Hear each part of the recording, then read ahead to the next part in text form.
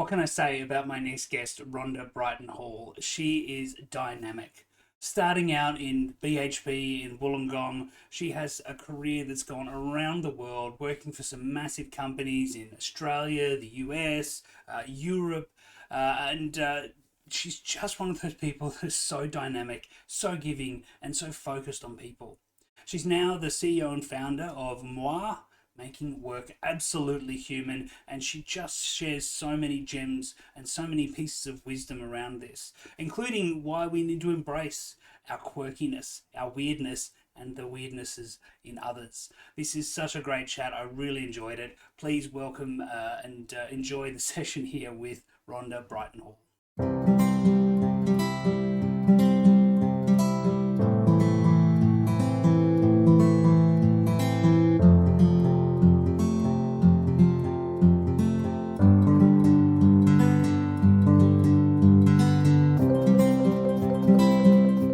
Welcome, Rhonda. How are you? Good, thank you. How are you? It's great to see you. Yeah, good to see you too, and hopefully everything's kicking off well for you this year. Look, I want to just start with a pretty sort of open question. Just want to know a little bit about your leadership journey, and maybe even what was your first people leader role? Where did you start out, and some of the experiences from there? Oh, wow. So I started my career being a Wollongong girl. I started in BHP. So that's where you start. And I was always going to go into finance, or actually wanted to be an actuary when I was a kid, but which is pretty surprising for everybody now. They're looking at, really? But yeah, I still love maths, still love economics. But I love people. So I started with my career journey in BHP with people. And then that's taken me all over the world. So it started by taking me out of Wollongong into Sydney, and then into Melbourne, and then across into Wagga Wagga.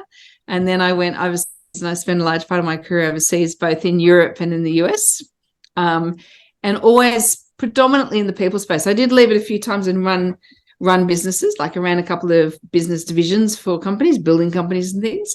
But predominantly my career has been in people and culture. And it's taken me to some really great places and some great people. And probably my first people leadership role.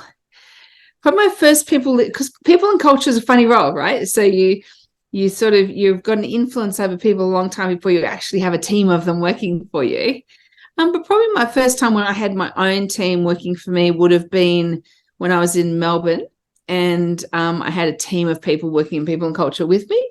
And then I left that job and went into running a factory. And so I had a factory of people working for me then, yeah. And I want to ask you this question because I get asked this question a lot. So I have my undergraduate degree was in mathematics, pure and applied mathematics. I also dodged the actuarial sidestep, and but also fell into finance and banking and insurance. Now I work a lot with empathy, leadership, people, as you described. It's the interesting place. I get asked this question a lot, so I'd love to hear your thoughts on this. How do you reconcile those, from what a lot of people look at as two very, very different fields of interest coming together? It is a really interesting question. And I think the conversation we've been having this morning is exactly this one, is about, there's this view that data is this way of predicting or controlling people. Well, when you get to the human resource, people in an organization, they've got some really special characteristics. So those of us who really love data, is actually, they're one of the few resources you can't predict, because we have a couple of elements. So one of those elements is that we're voluntary. We can choose to give you more or less just because we feel like it, or we like you, or whatever it happens to be.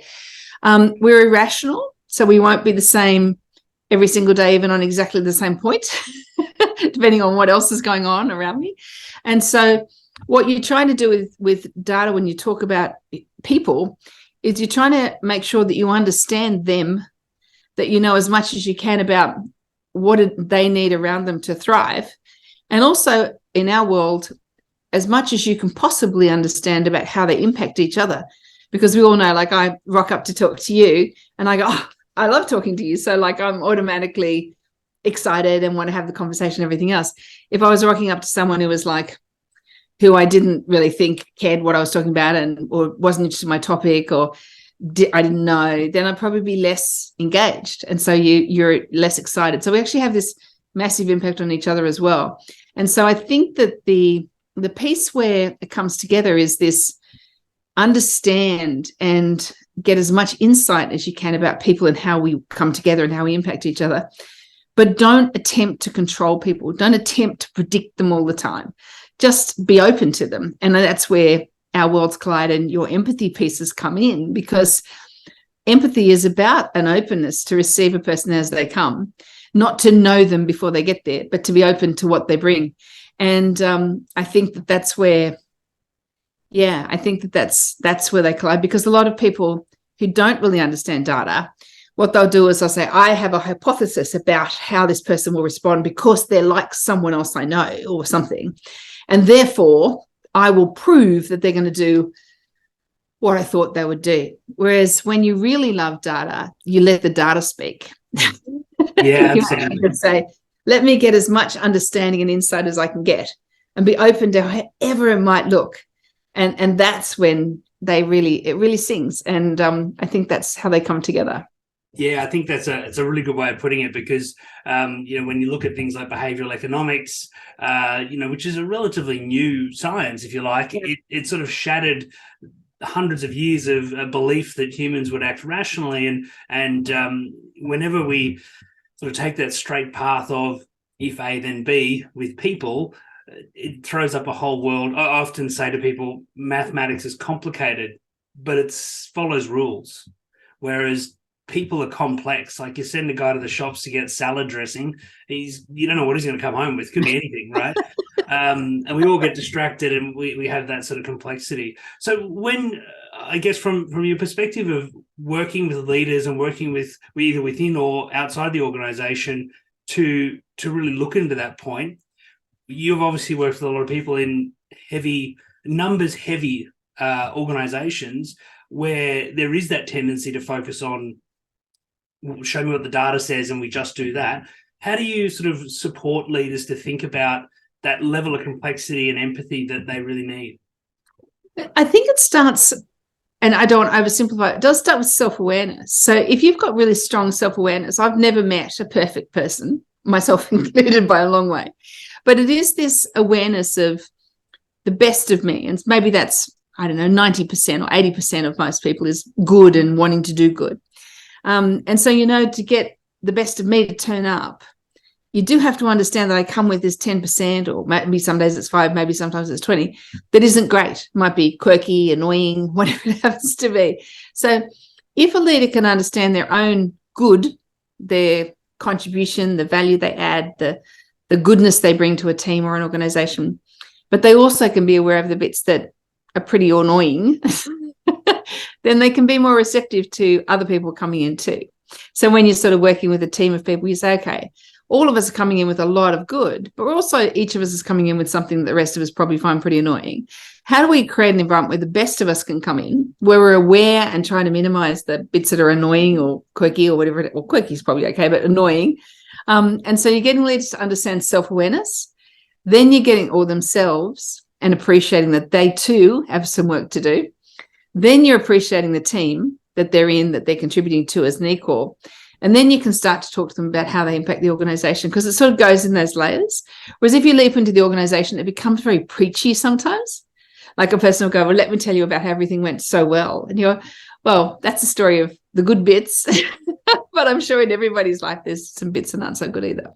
Yeah. And, it's often those edgy bits that, when they come together well, make the magic happen, right? It's funny when organizations talk about we need to hire for cultural fit, and I always worry that means we need to find people who are like us already. And so I think you've got them, you've got enough of them. What you're looking for is someone that's going to help shape you into something new, something different. Yeah, and there's an element of that, Daniel, that's also about, so if you and I were going to work together, that I know that there's something about you, and it could be a quirky thing, it could be a creative thing, it could be a great thing, whatever it is, it might be something. And I'm really looking forward to having that with me as I do work too, and I can contribute to what you're doing. And I think that's a gap too. People sort of turn up and go, we know the agenda, we know what we have to do. But the person who walks in with that quirky bit or a perspective or an experience you've never had before, or a language you don't speak, however that may be, metaphorical or actual, is they sort of turn up with maybe an angle you haven't thought of, maybe an agenda item you should have on, or an opportunity you hadn't considered. So they'll bring something that sort of derails the efficiency of your plans, but might make you a much, much better plan for the long term. And so it is about making space for people to bring all they have, albeit that some of it's sort of quirky and annoying. I love that. It's and it's so true. I often talk about this as the diversity paradox, which is we like to work with people who are like us because it's easy, but we need to work with people who are not like us. Yeah. Although it is funny. It is funny that people say, oh, I have a culture fit because we want everyone to be exactly like us. And you're like, wow, I don't know that I would be excited about working with myself every day. Like, it's like, I sort of know what I know. I've done what I've done. But I would rather work with someone who walks in and goes, actually, I've done this that you've never heard of and never thought of. And it's really interesting. I think you could learn from it. And I think that the best teams are both expecting a lot of themselves and each other, like turning up to give their best. Mm-hmm. To their own performance and contribution, but equally to allow the other person next to them. But equally, they're turning up open to the getting better. So that expression that it can be done, if it can be done well, it can be done better. Yeah, I love it.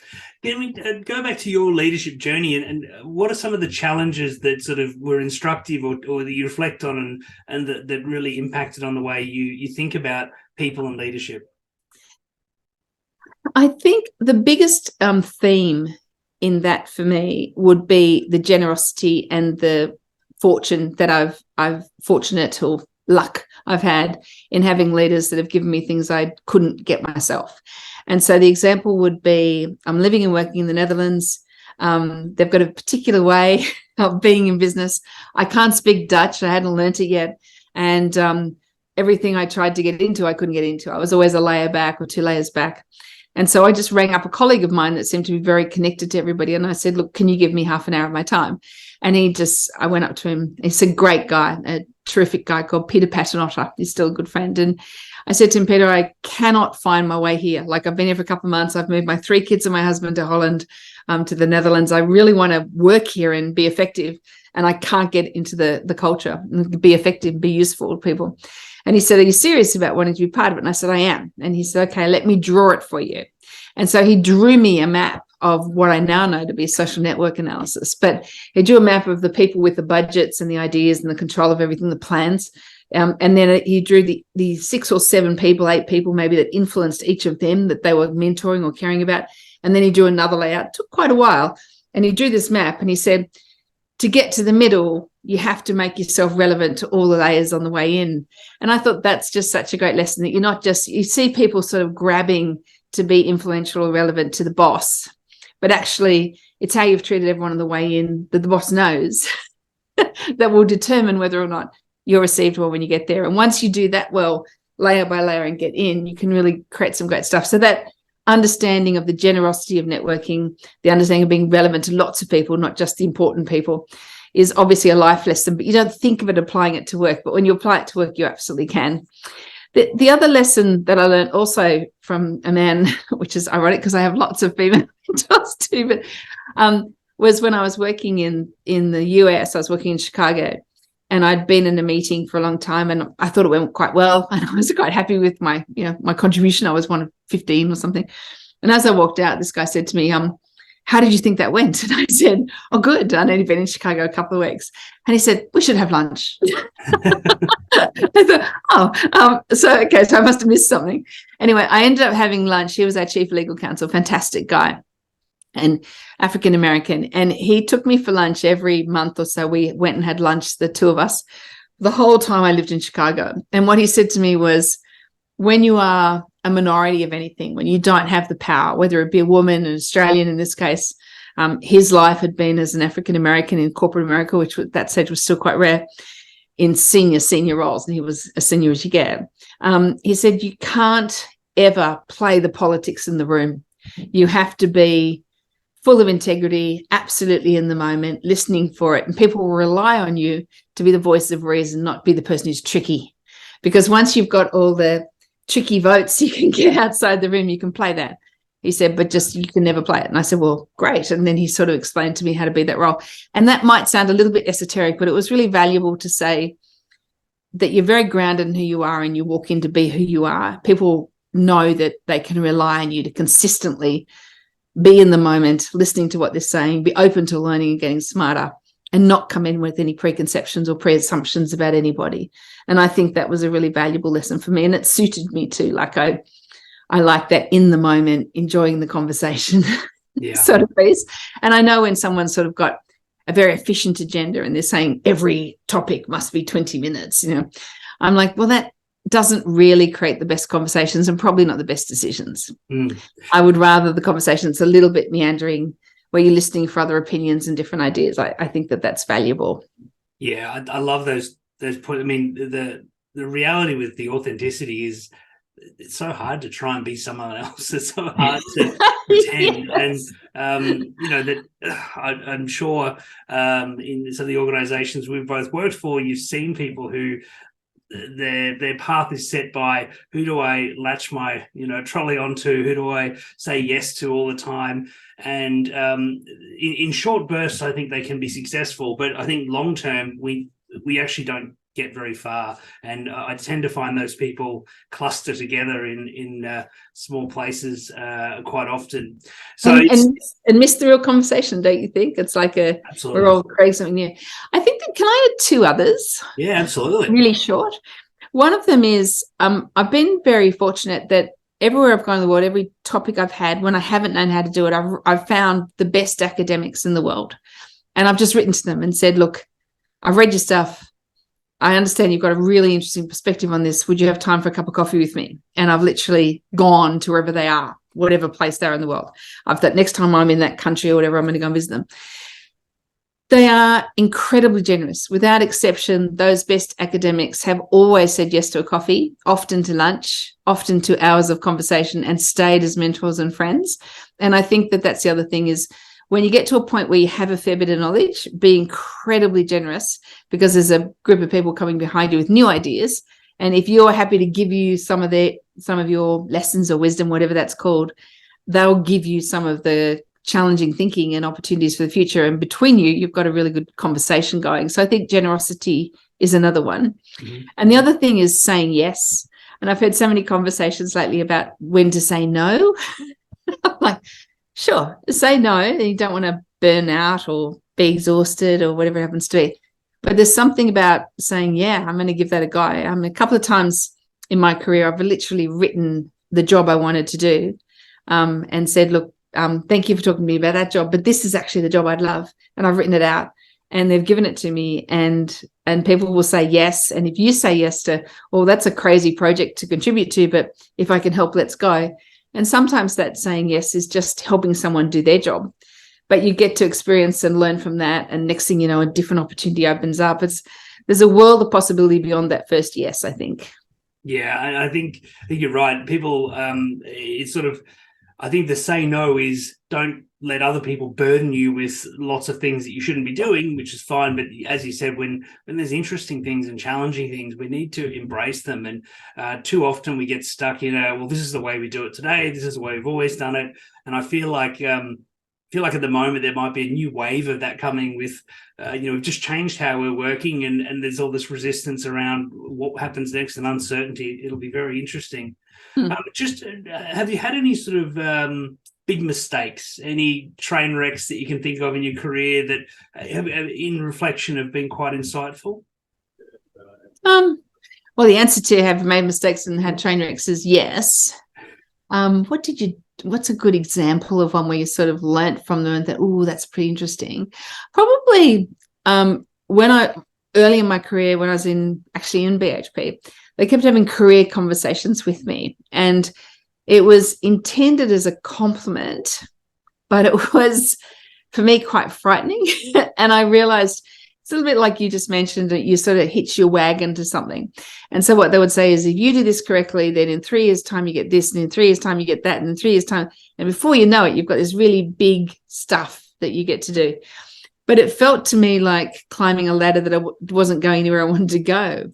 And all of a sudden I said, wow, what if I'm still here and I'm 40? I just can't even imagine that. Like when you're in your 20s, 40 is ancient. And I thought, I don't want to really climb a ladder. Like, I've never been a ladder sort of climbing person. I would much rather say, wow, that's an amazing opportunity. I've never thought, oh, I can learn a lot. And so you have to understand what you're learning and how you're learning it. Whereas I think for a couple of years I got locked into you just try and get a bigger version of whatever the thing you get to do is. So I would describe that as a bit of a train wreck. If I'd kept doing that, it would have been a really big train wreck. Yeah. And the other one was when I jumped in. I remember one now. I thought, they gave me the employer brand and communication strategy for Europe for the company I was in. And it was huge opportunity. I was so excited about it. I had an awesome project team. I was in that social network mapping into the center. It was really, the group I was with was on the outside. They were so fun and very expert at what they did. And I thought, I've learned so much from them. I'm going to leap in and show them what I can do. So we'd been working very collaborative. We were co-curating, co-creating all the time and working together. And I thought I'd just bring in some stuff that I'd done that was brilliant and I'd show it on the floor. And I put it into the room and everybody's looked at me as if I was so stupid, like just the worst. And one of them, an English woman, just said to me, have you listened to nothing? And I'm like, what do you mean? She said, we just said the one thing, and she gave me the lesson, and it was true. And she said, and you've done the very thing we said not to do. And I'm like, this is true. So it took me probably a couple of months to rebuild my cred with this group of people who thought I was going pretty well. And then, of course, I derailed myself by being too clever.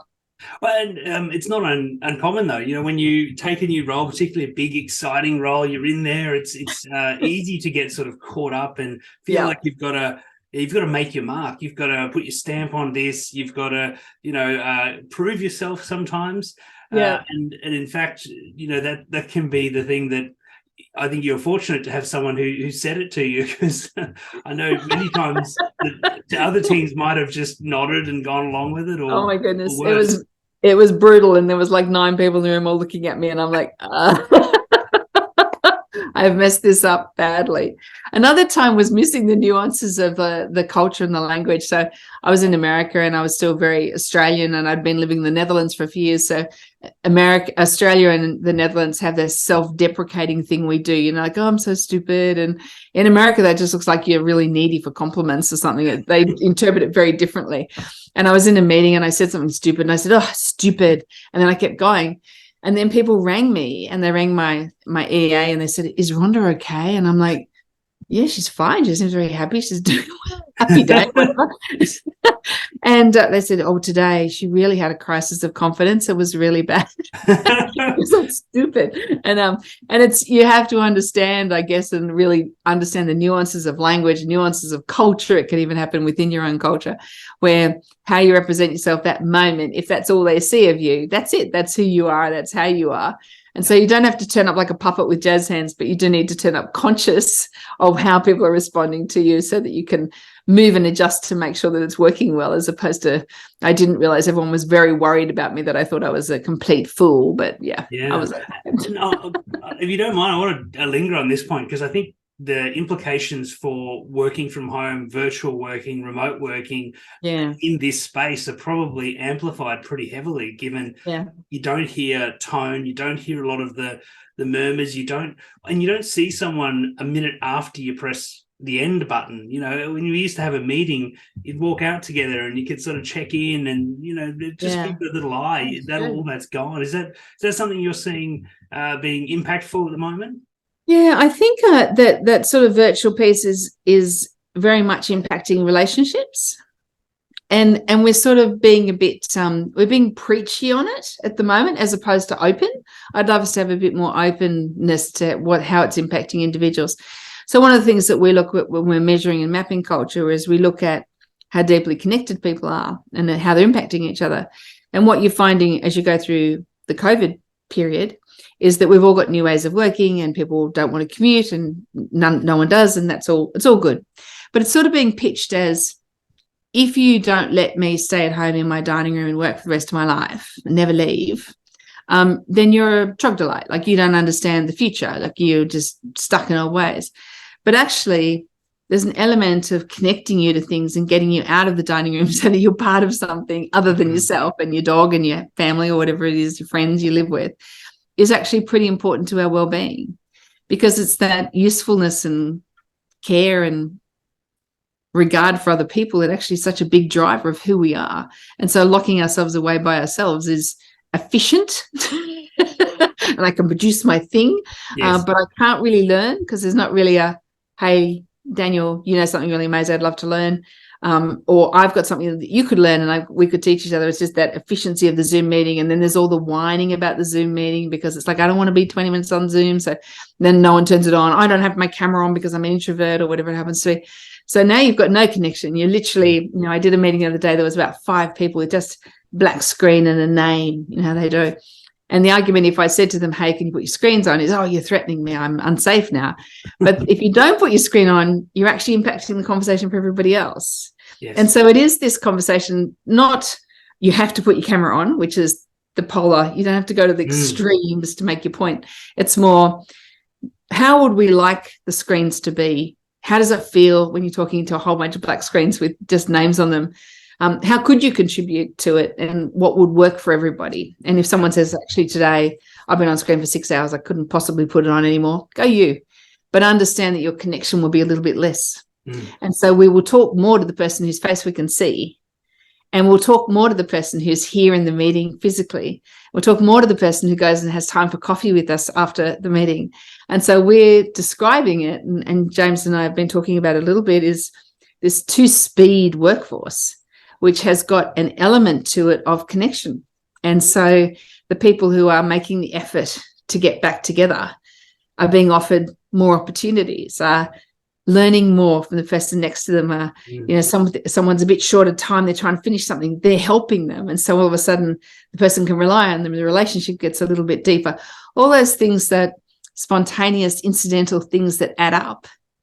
And then we get out to the things that you just mentioned, like, what is the tone of that meeting? I couldn't really read it, and I don't know what happened after the screen, and was that person okay? I don't know. But if I call them and say, are you okay? Is that okay? So I think we're describing it as, you really want to work hard to get to leader and colleague-led empathy and openness, rather than HR-led policies. Because people are saying the policy is you must do this, or you must do that, or you must do that, or you can't do this, or you do this, or whatever it happens to be. You actually want people to be open to, this is how I'd like to turn up, and how would you like me to turn up? Because we're in it together. Yeah, it's this piece of awareness and responsibility and understanding. So you're right, if we lead with a policy, then people think, well, you can't make me, I don't want to, it's an authoritarian piece. Whereas if we say to people, hey, how are we most effective when we work together? When we have what do we feel when we have meetings? Think about the meetings you've had. Which ones have been the most effective? When have we got the most out of it? Yeah. And it's not a mystery why organizations invest significant money to take teams on offsites and hang out together for a day or a couple of days, because it makes such a difference to the level of conversation. Equally, we get in a room, everyone comes into the office and puts headphones in and does their best to ignore each other. It's probably no better than sitting at home, right? That's true too. And I think that flexibility and agency to work as you want to work is one element, but it's also work as you want to work, be as you want to be with others as well. And it's that piece. And if you only do what's good for you, then you'll be less connected than other people and other colleagues that are doing more of it. And that's what we're seeing. We're seeing these people who are like, I really want to be back with people sometimes, versus people saying, let me tell you how the rules have to work for me. And someone goes, okay, now I know that you've got all those guardrails, so I'm actually going to gravitate towards the person that's more open. Yes. And again, that comes back to that leadership, empathy, and understanding each person and treating them and supporting them how it's best to get the most out of them. What do you see, when you sit around very senior leadership tables, what do you see as the biggest role that those people play in an organization? What role the senior leaders play? Yeah, it's easy to sort of think, well, they must sit there and make all of the big decisions and pull all the strings, but Yeah. it's probably a bit more nuanced than that. Yeah, I think there's a couple of things in that one. It's actually a very complicated question, isn't it? But I think let's start with the obvious one. Like, there's something about setting the tone that starts with that senior team. And if you accept the jumper to play on the senior team, you've probably already had a couple of bigger jumpers given to you over your career. You don't just arrive there on day two, but it's once you've accepted that job, you have to understand that people are looking at you for the tone. They're looking at you to see. So it's not okay to say, in my head, things are very inclusive or things are very connected, but no one's ever seen you talk to anybody, or no one's ever seen you go and sit in the lunchroom, or no one's ever seen you pick up the phone and ring someone to check if they're okay. So if then there's no visibility of what's in your head, you actually have to be quite overt, so that people can say, that's Daniel's leadership and that's what he believes in. I can see him doing that. Okay, so I think there's that overt setting of the tone. There is that little bit of the two-speed economy thing, or two-speed workforce, better word, two-speed workforce at the moment, because people don't want to feel foolish.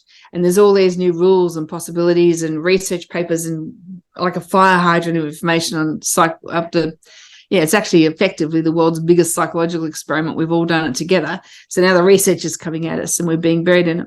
Leaders don't want to be stupid or ignorant or uncaring. So they're going, oh my goodness, I don't know what I'm meant to do. Like, there are so many policies and ideas and research and things I need to be aware of and specific points, and it's just so fragile. Actually, I'm just going to abdicate and give it to the HR person. You can just go and talk to them. So you've just effectively said you don't care about culture. And so you can't do that either. So that's why that can't be policy, that it has to be connection and leadership led.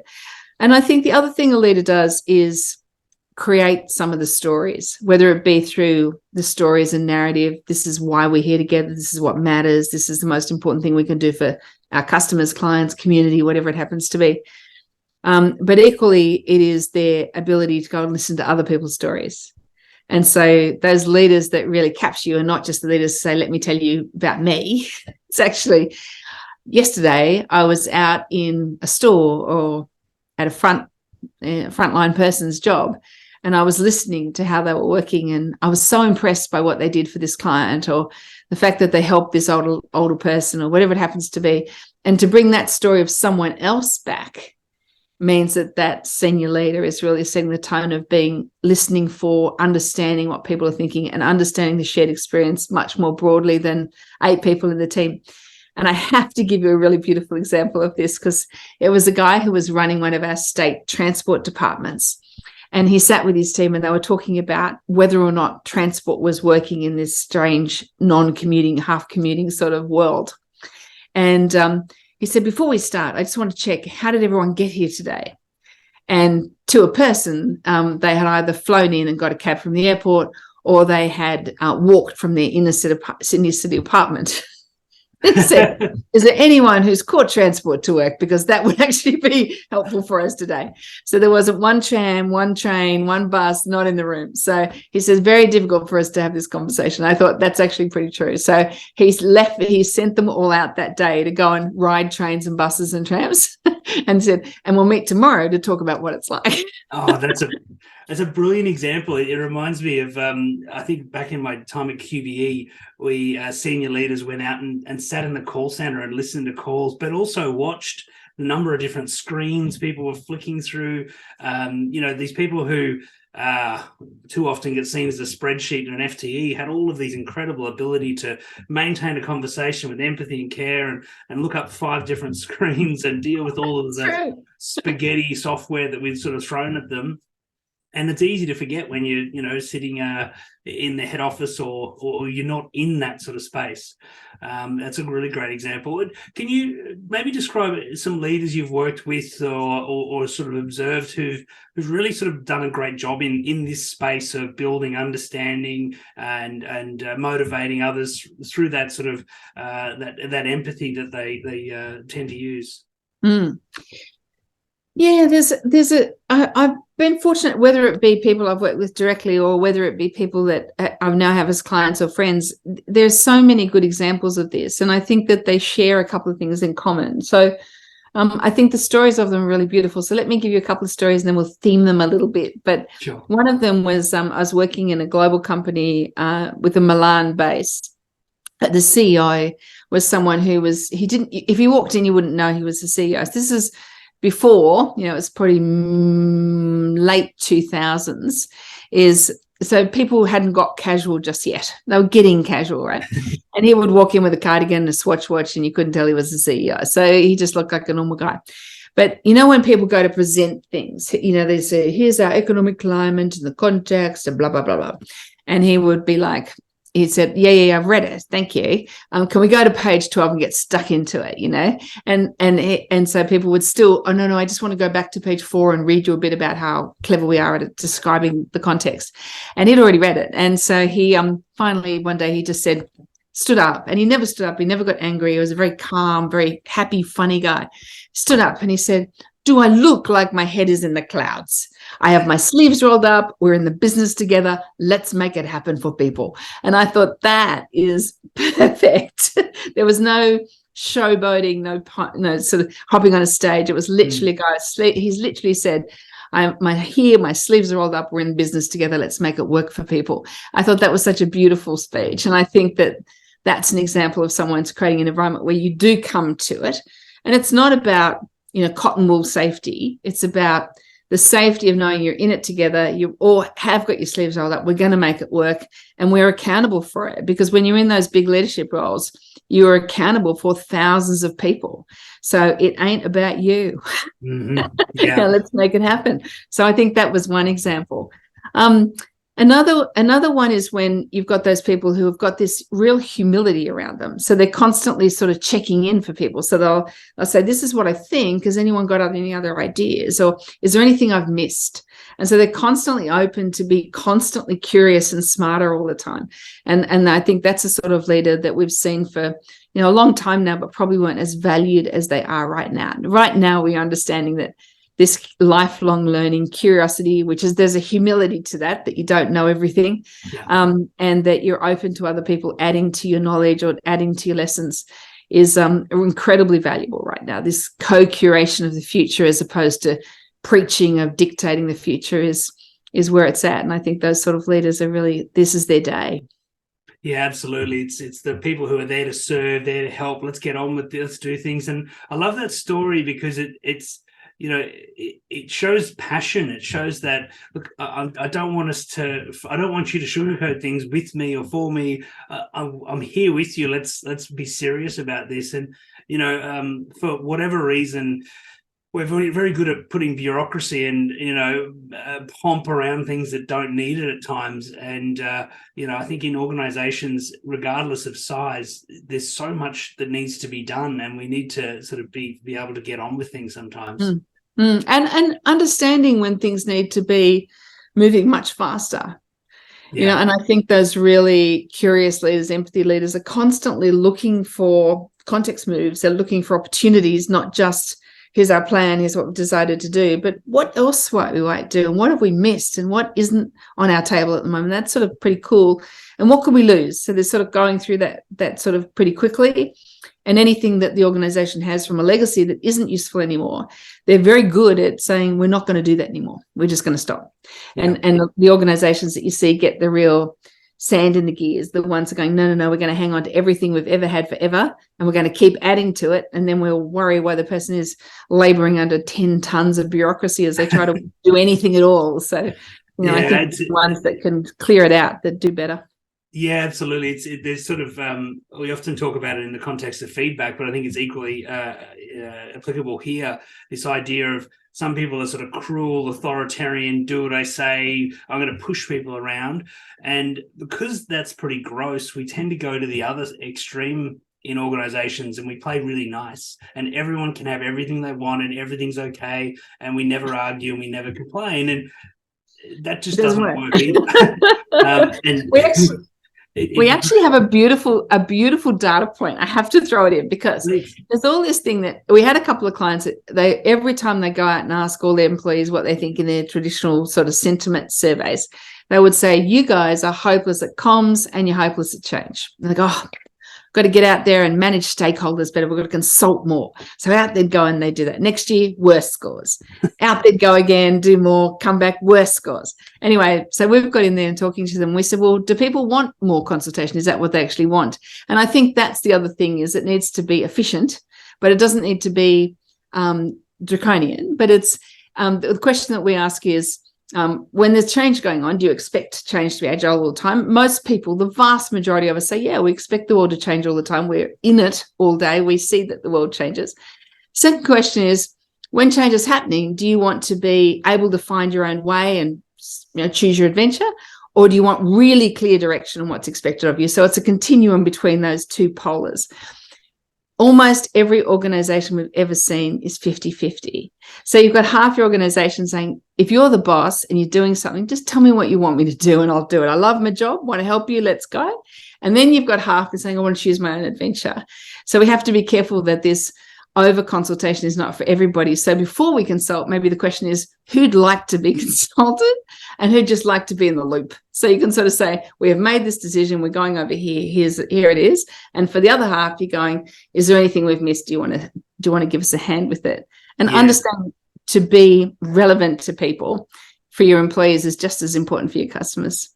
I think when you see an organization, as you roll down leaders of smaller teams, they need to understand that within their team and say, this is how I'll get that balance right. And it'll shift over time depending on who's there or what the topic is. And if you can build that leadership capability throughout the organization, then you've got a lot more ability to adapt. I think part of the challenge is large teams, whether they be HR or others, think, no, it's one size fits all. We just have to find the right, what's the right slipper for everyone? Well, there isn't one. Actually, we need to build the ability within the teams to adapt to those different spaces. Absolutely. I can't agree more. And it is back to that, a leader that understands how to create a great environment, to be empathetic, to be curious, to be open, but at the same time, not shaking off their responsibility. The four things that really, really drive great performance or great ability to be included, belong, and thrive in what you're doing is purposeful work, of course, so that's important. Really great relationships that care and look after you and you look after them and you can have a laugh together and all those things we love. Agency freedom to work your way, but work in a way that's good for the team. And the fourth one, which is almost always forgotten, is accountability. So once you pick the job you're going to do it, and you can't shirk that off and say, I'm still consulting, I'm never going to decide, because people are looking at you going, we've been consulting for a long time, can we just move forward? Yeah, that's right. Yeah, nothing frustrates us more than, inaction, and just when we know that something needs to be done, we sort of, those meetings that are about meetings that are going to happen, and we need a committee to form the committees. It's and you've asked me 3 times and I've already told you, and we're still asking, like, I'm going to tell you a 4th time, but really it hasn't changed. So I live on a little place called Bribie Island up in Queensland, and we've got a bridge, and there's been talk for about 20 years about a second bridge. Every time it comes up, everyone's frustrated. No, yes, and we want to. It's a big thing. You see that, don't you? And then when you bring out the 18th, should we have a second bridge survey? And they only get 10% of the population responding. You're like, that's because the other 90 is exhausted. They've told you too often. They're done. It's your decision. Go for it. Yeah, and in that, and it's a similar example. As a leader, you can't always make everyone happy. That's not your job, is it? I think, and you can also own that. You can say, look, I've asked a lot of questions. I've done as much consultation as I think is appropriate in a timely fashion so that we can move forward. And I know that some of you will not agree with this decision, but this is why I've made it. And I think it's a good decision. It's the best I can come up with. Not perfect, but the right shade of grey. Let's go. And I think that's a leader's job. Like you can't just procrastinate or not move forward, or you can't not make the hard decisions that are important for the whole group together. And sometimes we get that wrapped up in, they're just caring about the business, but the business is thousands of people's livelihoods and worlds. I heard it described the other day in a franchise business. This person said, well, the only real reason we're all here is because there's a bunch of people who've saved up their money, bought a franchise and put everything they want to give them and their kids in the future into that franchise. And our job is to make them successful. And so if we understand that aggregate, we have to get it right for the business, then we usually get it right for the people in it as well. But it has to be a balance. Absolutely. There's that responsibility for the purpose of what you're actually here to do, and not getting caught up in all the numbers that fly around. Look, just from a final point of view, do you have any advice you sort of regularly give? Because I know you obviously work with a lot of people, and they are lucky to have your advice. But if you'd like to share some piece of advice for emerging leaders, there's people who are, maybe they've got their first leadership role, or they're taking those early steps into the journey. What's a piece of advice you'd give to them that can help them on their way?